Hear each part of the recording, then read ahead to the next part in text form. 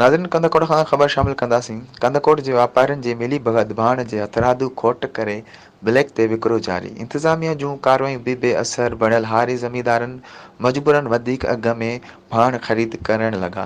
सियासी समाजी तंज़ीमुनि जे एहतजाज ते बि को फ़र्क़ न पियो। तफ़सील मूजिबि कंधकोट ज़िलो ज़रे इलाइक़ो आहे जिते सारियूं ऐं कणिक समेत ॿियूं पोखियूं थींदियूं आहिनि। ज़िले जी मईशत ज़राअत ते ॿधल आहे। उन्हीअ वक़्तु कणिक जो फसल पोखिजी रहियो आहे, जंहिं जे मौसम में भाण जो विकिरो कंदड़ वापारियुनि जे मिली भगत भाण जे ھٿرادو खोट पैदा करे हारियुनि ज़मींदारनि खे ब्लैक ते विकिरो कयो पियो वञे।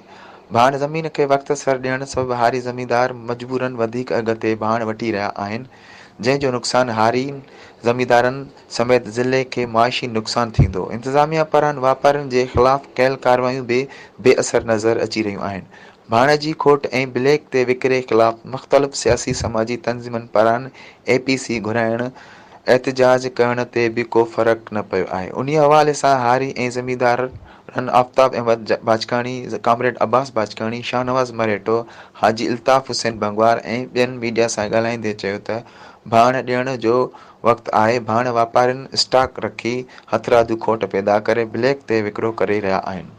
भाण वधीक अघ में मिलण सां असां जे फसल जो ख़र्च बि न निकिरंदो, जंहिं करे असां कर्ज़ी थींदासीं। जंहिं करे असीं सिंध हुकूमत ज़िले मां चूंडियल अवामी नुमाइंदनि ऐं वसवारनि खां घुर करियूं था त नोटिस वठी वापारियुनि जे ख़िलाफ़ सख़्त कार्रवाई करे भाण जी खोट ऐं ब्लैक ते विकिरो ख़तमु कराए हारियुनि ऐं ज़मींदारनि खे परेशानी मां बचायो वञे।